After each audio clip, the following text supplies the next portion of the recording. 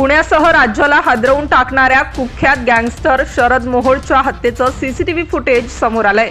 Bodyguard म्हणून विश्वास कमावलेला साहिल उर्फ मुन्ना पोडेकर याने शरद मोहोळवर गोळ्या झाडल्या।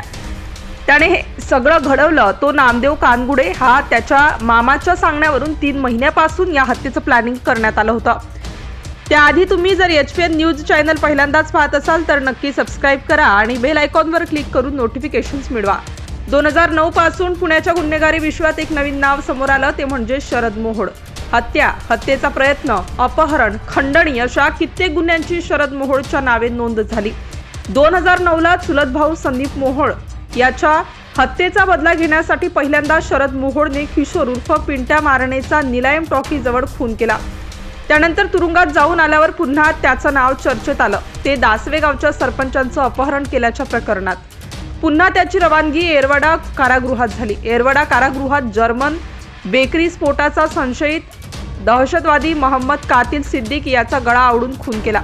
तिथून शरद मोहोळ राष्ट्रीय पातळीवर पोहोचला। या खुनाचं भांडवल करत त्याने स्वतःची प्रतिमा छोटा राजनच्या धर्तीवर हिंदू डॉन अशी निर्माण केली। सिद्दीकीच्या खुनातून निर्दोष सुटल्यावर किशोर मारणेच्या खून प्रकरणात मात्र त्याला जन्मठेपेची शिक्षा झाली। उच्च न्यायालयात गेल्यावर त्याला या प्रकरणी जामीन मिळाला।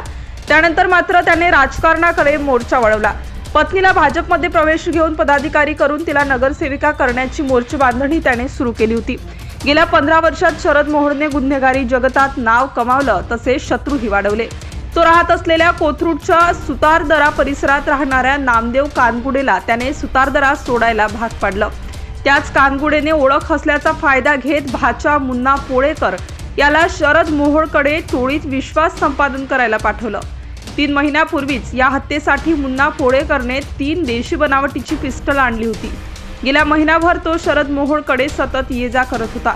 गेला आठवडाभर तर तो बॉडीगार्ड म्हणून मोहोळच्या सोबत फिरत होता।